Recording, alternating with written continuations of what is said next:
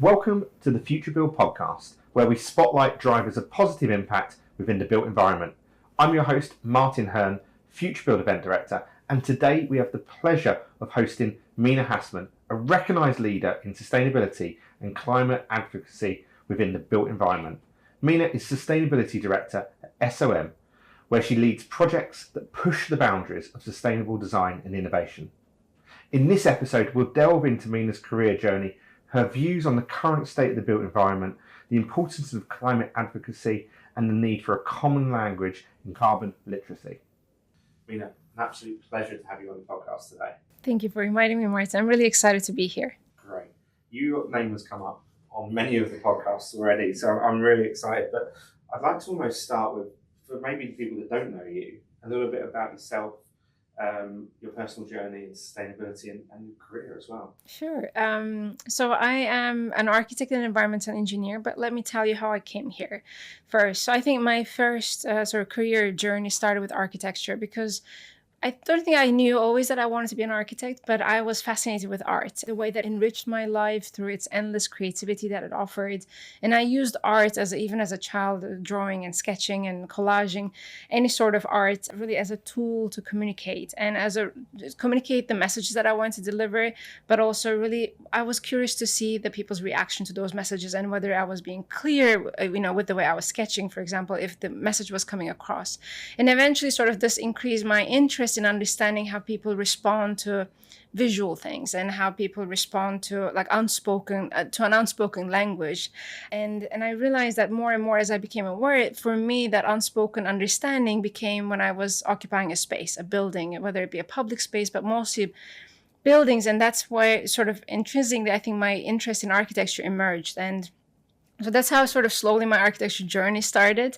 And I went to Cornell University to study architecture. And it's actually there, that's where my passion for sustainability emerged and this is due to one person, and that was my professor called Kevin Pratt, who was a visiting professor at the time at Cornell. And he talked so passionately about passive design, about vernacular architecture. And this is over 20 years ago, but he showed us how parametric design tools can help inform how buildings can be designed according to sun and wind and so forth. And I was completely blown by it.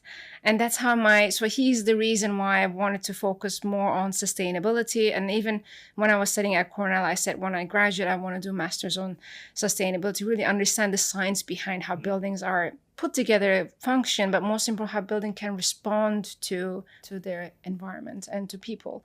And so I came here about 14 years ago to study at the Architecture Association in their Sustainable Environmental Design and Engineering program, and here I am. Fantastic. And it's quite interesting, I've spoken to a lot of guests on the podcast who started architects and they've sort of moved away slightly. Do you see there's a change in role of what an architect is? I think so slowly. I mean, I'll answer this in two sort of parts. One is over the last perhaps decade or 2 decades, the industry has been creating more specialist roles. So a lot of architects have been specializing in certain aspects of that are related to the built environment sector, whether it be like heritage or, heritage design, or whether it be, even renovation became a specialism on its own, or tall buildings. I work for SOM. SOM is known for building the sort of very complex structures. And so there has been these specialisms emerging. But I think now we are sort of going back and trying to really understand, perhaps back in the time, how even before my time, how architects have really functioned. A true architect was sort of the mastermind of it all and knew all that knowledge. And I'm not saying every architect should have all the knowledge today or know all those expertise, but I don't think every architect should rely on a specialist to be able to deliver a portion of their job. So I think now we're going back to becoming the master builders and masterminders of all of that sort of holistic knowledge that the built environment design and delivery and operation, everything is encompassing within under the umbrella of the architect as a master builder. Your current role is Sustainability Director at SOM, and you talk about specialities or specialists there, obviously. Yours is carbon. What sort of led you down that path? Sustainability has always been a part of my sort of a personal passion. And I realized this, I'll just answer this a bit longer because I think it's important to understand where my heart is. And I think that's the reason why I don't see my job as a job today, but I see it as an extension of my life, of who I am. And I realized this. At the time, I didn't realize it because I was just a kid, but now I consciously realize that this was sort of at the heart of my personal mission in this world. And when I was 7 years old, we went to a school trip to Cappadocia in Turkey. That's where I studied. And I remember these sort of cave structures, being in one of them, and it was 50 degrees outside. And inside, I remember being cold, and I didn't understand how I was cold. And eventually that intrigued me in understanding how materials and sort of structures really work, and why, when there was no air conditioning, how did we feel so cold inside these cave structures? And then eventually, those are some of the fundamental principles of what we apply passive design today with thermal mass and everything. So this is from 7 years of age. So that's how my journey has come to be. And also when I first started at SOM, I have been working there for the last 12 years in the London office, and majority of my career has been with SOM. So when I first started, I was hired as an architect to sort of coordinate and lead, sort of architecture projects, like in a typical projects. But I was trying to drive sort of sustainability vision and mission of the projects together with our team much more. And eventually, and sustainability has always been at the forefront of SOM because even our founder, Nathaniel Owings, many decades ago said that if, our success will only be measured if we found the right balance between the environment and people and the built structure. So I knew that SOM has the right foundations for sort of really demonstrating continuous leadership in this agenda. And they knew that I was very passionate about it among many other peers across our firm. So I have been very focused on sort of advocating and championing for sustainable design approaches, perhaps a bit more than others. And there is always some individuals that are more passionate about certain things across the firm. And that's how I eventually slowly transitioned to, because I could not stop talking about sustainability. So I slowly transitioned into the role that I am today. Over time, it really organically evolved, and have been sort of now working together with so many across the firm in different disciplines, because we have interiors, urban planning, structural engineering, any kind of engineering and architecture within SOM. So I work together with everyone, together with our rest of our what we call sustainable engineering studio, to really advance this agenda. I bet over the last 14 years that studio's grown, and that approach, and you're probably not the outliner anymore. No. For those that don't know you, and I'd be amazed if they don't within the built environment, you're so actively involved, probably across so many different roles. You're obviously a REBA council member, you're a judge, Sterling and SL medals. You've just recently been made the Construction Industry Council's climate change chair. You still tutor at the Bartlett, the AA, Manchester. You're actively involved in Letty. You're an author, of course, as well. How do you get the time? How do you balance? I think when something is a true passion of individuals, I think this doesn't become a burden or a job, as I mentioned before. And I think even though on paper it looks like I'm involved in all of those, and it is true, I'm involved in all of those things. But I think the way that I'm efficiently spending my time outside of SOM to be able to contribute to the industry at large, and also academia at large, is because I'm sort of championing and advocating for the same things. And, under the different sort of umbrella organizations, my passion is on climate literacy. My passion is on really lobbying the government to sort of regulate the right or put in place the right policies. My passion is about creating the right tools and frameworks for people to utilize as resources to be able to advance their work. So I spread myself thin. It looks like I spread myself thin across different organizations, but I'm just having the same conversation, for very crudely describing the same conversation with different people, which means that I'm actually trying to bring together the whole industry and academia under the same mission and vision, if that makes sense. Breaking down those silos. Yeah, exactly, yeah. And actually, just touching on that, what's your perspective on the current state of the built environment?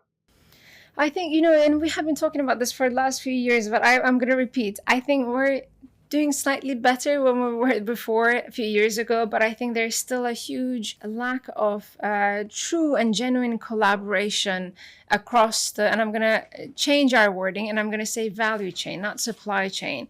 And I'll touch upon that briefly, but I think as architects, engineers, designers, policymakers, investors, developers, we're still not working as seamlessly or as collectively as we should. And that's the reason we only see perhaps certain areas of improvement or exemplary few case studies, if I can describe them that way, across the industry, rather than a streamlined sort of mainstream evolution that the sector needs to face, in my humble opinion. And I speak this as Mina. So I think it's important to shift the conversation, perhaps even from collaboration to co-creation, so that we can actually collectively feel that sense of ownership in all aspects of the work that we're doing in different parts of the sector. And I would like to talk about not the supply chain, because we've been talking about supply chain, even though there is still lack of collaboration across the supply chain. I want to talk about the value chain, because a lot of the decisions we take today in any given project, we're usually very much looking within the constraints of that project, whether it's that contract, that project side, that project team. But our responsibility, I think, goes much beyond that. So how can we instill that sense of ownership that is much more longer lasting than the end of our contract, than the end of our project delivery, than the end of team disassembly, if I can describe it that way. Talk about climate literacy, and there seems to be a deep understanding of carbon and climate within maybe the architectural field, but maybe less so as you get higher up, to the developers or the client. What's your perspective on that? I think it's true, and I think it would be unfair to ask anyone to be an expert or subject matter expert, and that's where the slight criticism comes. And I'm also labeled as an expert or specialist in this field, so I wouldn't want any specialists to get offended. But I think that's where the sort of missed opportunity comes with specialisms, because we say, well, only an expert could understand what we're saying, because the climate change or sustainability has been so technically driven, rightfully, because it's science. It's science about design, science about buildings, the built environment. But I think what's our response, and I'm going to take it back on all of us that are working within the built environment sector, really, and especially those technical experts, really to distill down the language, to really make it much more approachable and much more relatable to clients who are not required to be an expert, who don't need to really understand the details of embodied carbon, but they need to understand why embodied carbon matters. And I think we need to really make it into a very simple language that can relate, maybe sort with certain analogies that they will be more familiar with, so that we can really deliver the message. I think we are missing delivering the message effectively. And I think that's the reason why sustainability and sort of climate related actions, or embodied carbon and carbon in general, sits on the side in most people's mind, because that's the experts' problem, or experts are going to talk amongst the experts and I don't need to engage with. There is that perhaps kind of attitude which we need to really break down, because we need everyone around the table to really understand why we are even talking about this. Is that need for a common language? Can you give us some examples of maybe what's working? Sure. Maybe and I'll give an example even from my experiences at SOM, is that I think this breaking down the technical language to a language that anyone can understand is a fundamental part of a good starting point, is about building the right foundations. But there's also an element of how we need to make it relatable to clients so that they would want to speak that common language. And I'll say perhaps there are two aspects of the common language. One is how we engage with lay individuals, if I can call them that way, non-experts, and they don't need to be experts. And one is how can we create a common language across the industry where we all need to have a much better understanding and much more detailed and technical understanding than our clients do. But let me tackle the client side of the equation first, because that is building on the previous question that you asked, Martin, is that I think, so once we need to break it down to a simple language, we also need to come from the perspective that clients will value the most. We cannot simply go and say, we want to reduce or deliver net zero carbon building because we want to save the planet. Hopefully most people would want to do that, but some people don't. It's not a part of I don't want to say don't care, but it's not a part of their KPIs. It's not a part of their success measures. If it's not on the numbers, on the balance sheet, if it's not a part of the success measure, how can we get that message delivered so that they can incorporate that as part of their value proposition or value evaluation? And that only comes, and I have firsthand experience with clients working for some of our projects in the recent past, is that where we had this instance where it wasn't a part of a client's brief or it wasn't a part of client's KPI, then we talked about from the perspective that they value the most. So they were, an example, a client was interested in penetrating the UK market for the first time, the London market actually specifically. And a foreign client who wants to come here, for them reputation is everything, because it's the first time that they're going to build that reputation with that one project or asset that we're working on with them. And even it was at a cost that they're willing to pay extra to be able to bring the project to be net zero carbon. And this is a few years ago when many people didn't even talk about net zero carbon, because they knew that was going to be a good reputation builder element, or that was going to be a good badge for them to have, if I can crudely describe it that way. So I think it's important. So for them, because reputation was important, then we went and talked to them about market trends and what the London market looks like and so forth. We didn't talk about from a carbon perspective. We talked about from the market trend and about building their reputation perspective. And I said, well, we can all do all of this if we do this project to be a net zero carbon building, because think about the benefits that you can get as a client. And they were bought in it, within a matter of minutes, I would say. And we didn't even need to spend too lengthy time. So I think it's really important to really talk about the carbon, even though we may come and say we really want to reduce carbon in our projects. If the client doesn't value carbon as much as we do, then we need to talk about what they value the most. If it's cost is always an issue, or valuable point for clients, but cost, reputation, or other things, other priorities, and then sort of attach the carbon story to that. And then they're much more willing to engage and really act on it and define it as a key performance indicator, an evaluation parameter in their end result in the end. And if I can also describe just very briefly the common language within the industry.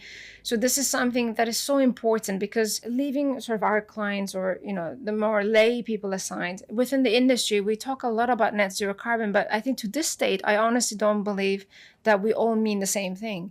And I do hope with the UK net zero carbon building standards and sort of other tools that are going to emerge and are emerging can help define further clarity on all of that. And Simon Sturgis and many others across the industry, including myself, have been doing a lot of work in defining what net zero carbon is. But I think until it becomes a common practice, we really need to understand how we can, beyond net zero carbon, how we can build that common language. And this is something that we passionately believed, myself with a couple of colleagues across the industry and academia and from different disciplines. We believed that there was a gap in the industry. And a few years ago, we came together, created the Climate Framework Initiative, which eventually produced a taxonomy, a new language around sustainability and climate change, and a framework for people to use as a tool, as a starting point to build their training programs or education courses and so forth, both in academia and industry, so that there is a streamlined language and a shared language that we can all speak. That's correct. Well, the development of Part Z actually came independent, but in individuals that have been involved within the Part Z have also been involved within the climate framework and are also now involved with the UK Net Zero Carbon Building Standards and LETI. So it's usually the usual suspects that are part of the similar initiatives, I think, that are pushing the agenda across the industry. So a new government with obviously a large ambition to build a lot of houses, relaxing planning rules, but also committed to mass retrofit. Does that pose new opportunities? I think it definitely does. And I'm just hopeful that we will have the right capacity to deliver on that ambition. I think the ambition is definitely plausible and is something that we in the industry have been looking for, I think probably for the last few years. But I worry that because the demand is going to be very fast and at scale.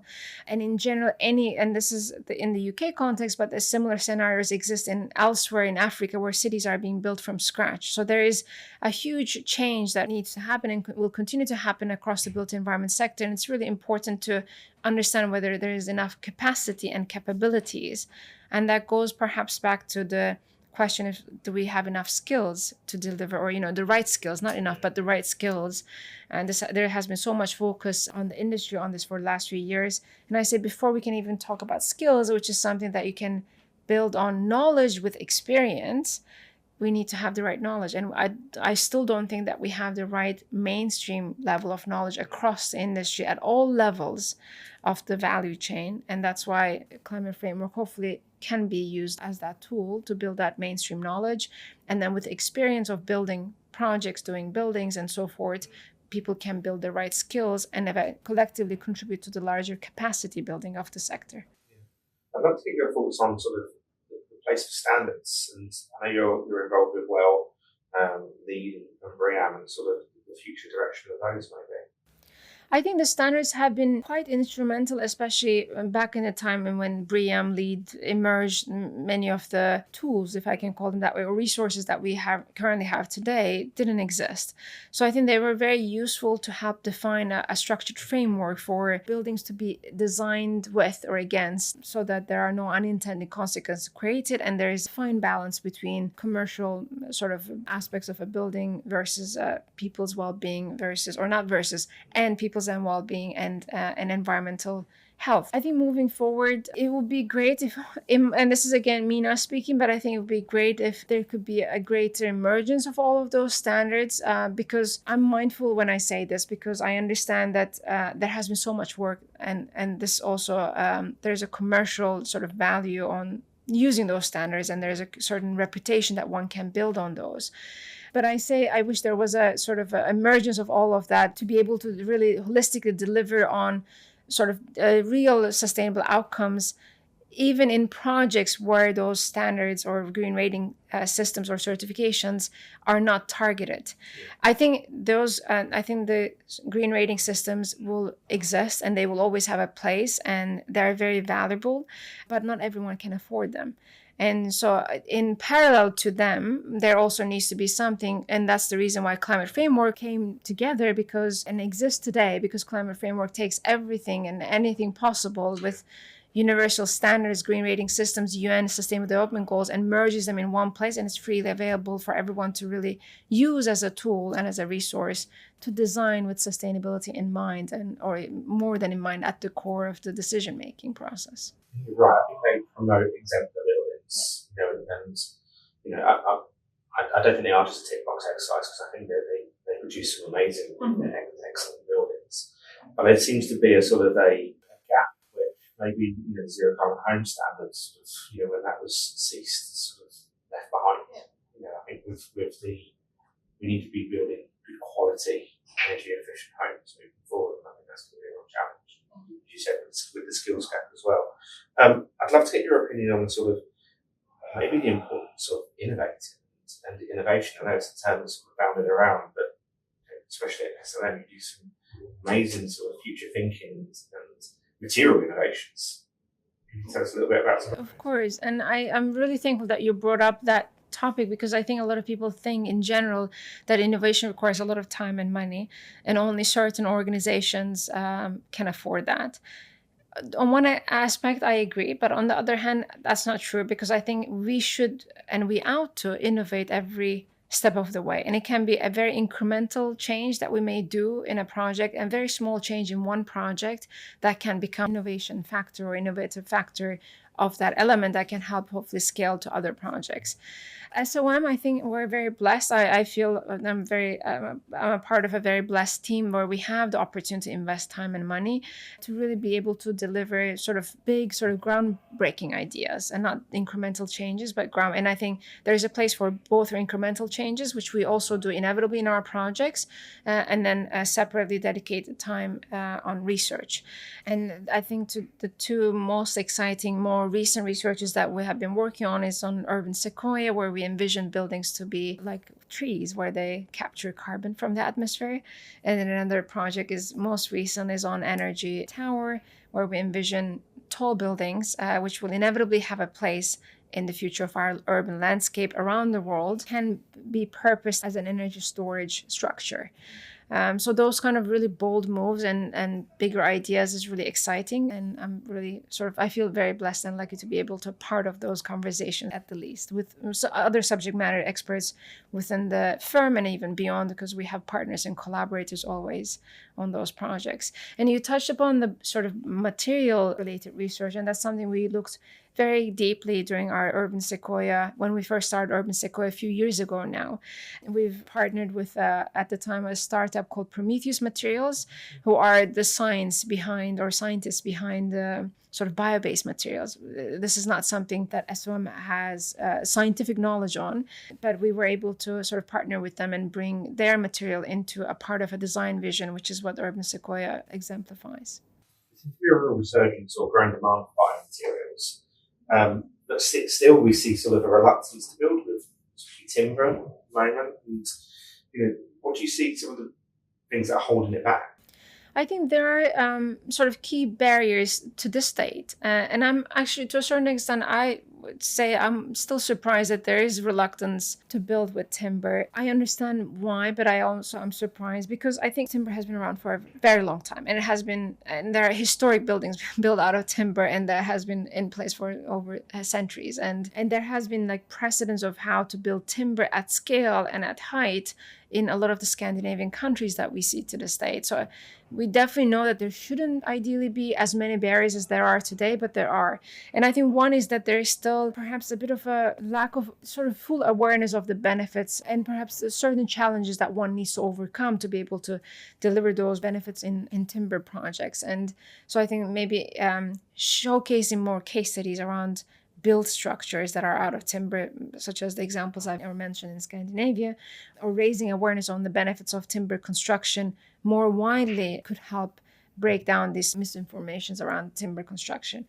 Secondly is building regulations. So in general, and I'm going to contextualize this in a global context, not just in the UK, but building regulations don't often allow for or accommodate, let alone timber, but other even bio-based materials to be even considered as part of standard practice construction techniques today. And that requires a lot of lobbying of the government, raising awareness within government and policymakers and those key decision makers to be able to help embed some of that. I would say even like a bit of a flexibility on the alternative of materials to concrete and steel will be really helpful moving forward. And then thirdly, I think the cost. So there's still, I think timber construction can still be, depending on the context and geographic location and where the timber is coming from, and especially if there are limitations in the supply chain, which may also be a key barrier, sort of have a knock-on effect on other aspects of timber construction. I think cost. So it still can be slightly higher in cost than traditional construction, and that may be the reason why there isn't still a huge sort of a lot of why aren't all the buildings timber, for example, or majority of them, especially at lower rise structures. That might be the reason as well. We on another podcast we do Futurebuild, so a lot of time talking to startup community actually, and sort of the innovators, and something that comes up there. The barrier to sort of penetrating the market has always been certification and testing as well, because there's large costs to get into that. So, are you excited by any sort of startups or any innovations that are coming through that sort of seed funding? And I think there are quite a few, and we're always keeping a very close eye on those that are specifically looking at bio-based materials, and we've partnered with Prometheus Materials I mentioned before, and there are others emerging doing fascinating work, and we're also looking into direct air capture, sort of energy storage, those kind of technology-focused startups, because we believe there is a great opportunity to integrate those perhaps larger scale technologies like direct air capture. I can give an example. Direct air capture is currently considered more for large scale industrial and agricultural sites, like with these huge fan looking like structures that you probably have seen, to capture all the carbon that is unabatable. But there hasn't really been scaled to buildings yet. There are some examples. There is one in Brooklyn, New York that I'm aware of, where the direct air capture sort of system or technology is incorporated into an existing cooling tower to be able to capture the carbon from that sort of system. But the way that we envision scaling down the direct air capture technology into a building, like the way we are presenting at Urban Sequoia, hasn't been done before. And we know that that's this technology that works well and is tested in other sectors needs to be brought into the built environment and construction sector, scaled down, adjusted appropriately. And we're looking for startups that actually are enabled to do that. And even in our Urban Sequoia sort of research at the very beginning and throughout its evolution, we always have liaised with direct air capture experts, and there's a direct air capture coalition and so forth that we look to understand better how the technology can be transferred from this very large scale, massive, and from other sectors to the built environment sector. Amazing. I want to ask you some questions around the REBA climate guide. Obviously, the author of that is sort of a year and a half, 2 years since it was published, and I'd love to get your opinion on sort of the impact it's had and maybe some of the progress that's happened since then. Of course. So happy to share that. And thank you for asking the question. I think you were one of the first ones that have bought the book. I did. Thank you. Thank you so much for your support. I think I'm really excited. I hear that it's doing really well, that it's almost sold out. I'm really excited about it. I'm excited about it because sort of as someone who's really put a lot of passion into this book. And I always, you hear me talk a lot about passion because I think a lot of my work is driven by my passion about this subject matter in general. And I put a lot of heart and hard work and passion into this book. And it's great to see that it's being appreciated and valued across the global built environment sector. I think the progress, I have sort of one-on-one engagements with individuals that have read the book, that have provided comments, and I greatly appreciate any feedback continuously, because I do hope there will be other editions of the book that we can help inform the future editions. But I greatly appreciate the fact that it has attracted a lot of interest internationally, and that was my mission behind it. And even though it has the RIBA in the title of it, I didn't want it to be seen as only for architects and those that are practicing in the UK.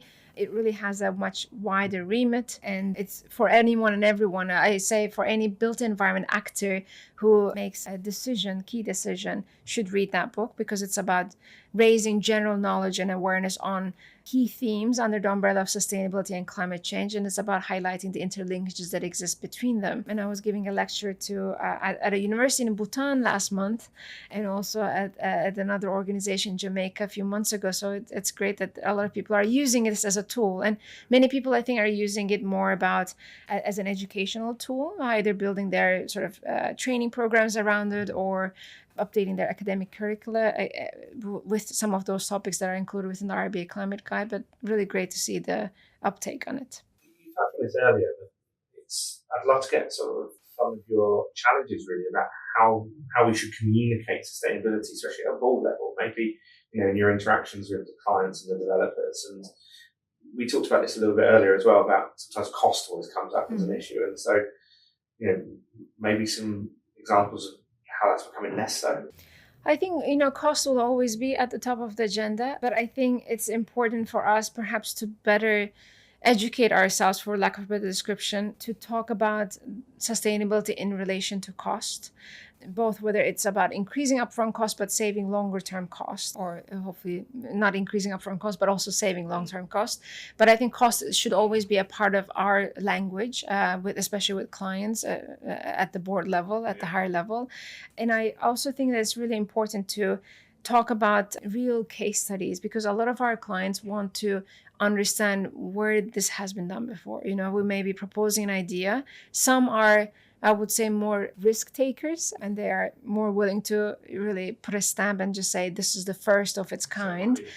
But others may want to know whether it has been done before, and if so, what other examples. So I think a part of that language is about showcasing the right examples to relate to the clients, not only from a cost perspective, but from a practicality perspective. That is really important, I think, to advance this agenda. And a big topic at the moment, and one that's been on this podcast, especially when I spoke to Duncan Baker-Brown, has always been about reuse and retrofit first sort of approach. What's your approach to that? I think maybe I'll just speak as Mina here, but even at SOM, we really always would champion renovation if there is an existing building that is not detrimental to people's well-being. I think we would always find ways of renovating that building. Sometimes the commercial viability of a 2-story building that is, about to be falling apart does, from a commercial viability and other health and environmental impact perspectives, it may make more sense to demolish and build something new in the place, especially something new that is going to last much more longer, for centuries longer. But in most instances, if it's a substantial structure, we would always try to find ways, if not possible renovating the full, but at least keeping certain core elements of it that is going to minimize the overall environmental impact. I mean, I personally always want to talk about the perspective of the in-between, and at SOM we also call it like sort of the gray zone. It's not because we always say either renovation or retrofit or sort of demolishing a new build. So it's like a black and white, but there is a gray zone in between. We don't need to necessarily renovate all an existing building to its full extent if it's not viable anymore. When the materials are deteriorated, if there are parts of the structure that is not, stable anymore, there's no need to sort of put more material to it to be able to make sure that it stands as it is. But, we can keep most of the elements as relevant as it can be to ensure that we can minimize environmental impact from that perspective. So I think the gray zones should always be explored before we go down to the demolishing new builds scenario. And I think we talked about innovation earlier. I think the innovation that's coming through now is really aiding that approach as well. Exactly. We're starting, we should be seeing our existing buildings as material banks. Exactly. You're absolutely right. Exactly. If they've deteriorated and can't be reused, then how do we use those as a natural, as a resource into something else? Exactly. And I think that's why we shouldn't be saddened by the fact that if we cannot renovate, and I'm speaking generally across the industry, if we cannot renovate an existing building as it is, and retain every single, screw on it, because, sometimes it just doesn't, it's just not healthy or not viable. But let's make sure that whatever we take off from that building, even if it's like a partial renovation, whatever we take off it goes back into the market as a secondary raw material. So it becomes a part of that circular economy system rather than completely being sent to landfill. So I think, there is that kind of responsibility, I think, that we often neglect to acknowledge. We always just look at the end product and we say, well, this building has only been saved 50%, and so it's not good. But no, the 50% has been saved on site, but 50% has also been saved in the market stream. And I think it's important to acknowledge that too. Yeah, that's brilliant. We always finish the podcast with a few questions really around impact and one of my favourites here is trying to find out sort of what books. I mean, obviously your book has had a massive impact, but what books have had a significant impact on yourself or your career? I think I there are many, but I'm such an avid book reader. But I think there's one that I really has stuck with me for a long time, will stick with me forever, is Eric Ries's The Startup Way. And it talks about sort of lean approach to innovation and leadership. And this has influenced both my sort of personal life approaches and also professional. But I find it fascinating because it really talks about sort of lean approach to iterative development, iterative design. It's always about learning, and it's not about the end product, but it's about the process. And it also talks about this validated learning, which he calls, and what it means that you need to use data and metrics to be able to measure your success. It cannot be just, this is nice to have. We think this, or I think this would be great if we did it this way. It's just, I think this would be great if we did it this way, and here is the data on it. So it's about the process. It's about data-driven decision making, and it's about, as a leader, as a sort of inspirational leader. I think he talks a lot about everyone should, as a leader, should be inspired and not necessarily manage, but inspire their teams and foster this culture of innovation and creativity and this empowerment to the team members that you're leading to really want to make a difference. And I think the sort of the principles and the mission behind those strategies and the vision that Eric Ries has in that book is really something that I deeply cherish and really apply, I think, more naturally in my work and daily life. It's nice that you mentioned inspiration, because it sort of leads me on to my next question. And when I ask this to some of the podcast guests, your name comes up, and it's really about sort of maybe who's inspired you throughout your career. You're on some amazing committees and judging panels with some inspirational people, but I'd love to just... Where do I start? I think there are so many. I do hope I don't want to upset anyone, but I'll just mention I think the few that have been quite pivotal, and this is not to dismiss or neglect or forget anyone else, because I think everyone that I converse with on a daily basis really inspires me to do something more on top of what I'm already doing or what I may not be doing. But I think I need to give a huge credit and acknowledgement to my boss, my mentor, my supervisor, Kent Jackson at SOM. I think he's really one of the main reasons of where I am today and who I am and how I've become to be who I am. So that's at SOM, and there are many other quite leading sort of inspirational figures at SOM that I'm very thankful for, but I want to single-handedly highlight him because he really has been a true mentor to me in my professional career to date. And in the industry, I think there are so many, but we briefly talked about even before the recording started, Simon Sturgis. He's been a quite pioneering individual figure across the industry, very respected, really pioneering in the way that he's been advancing this agenda of carbon that now has become more of our common language, even though we may not fully understand what it means.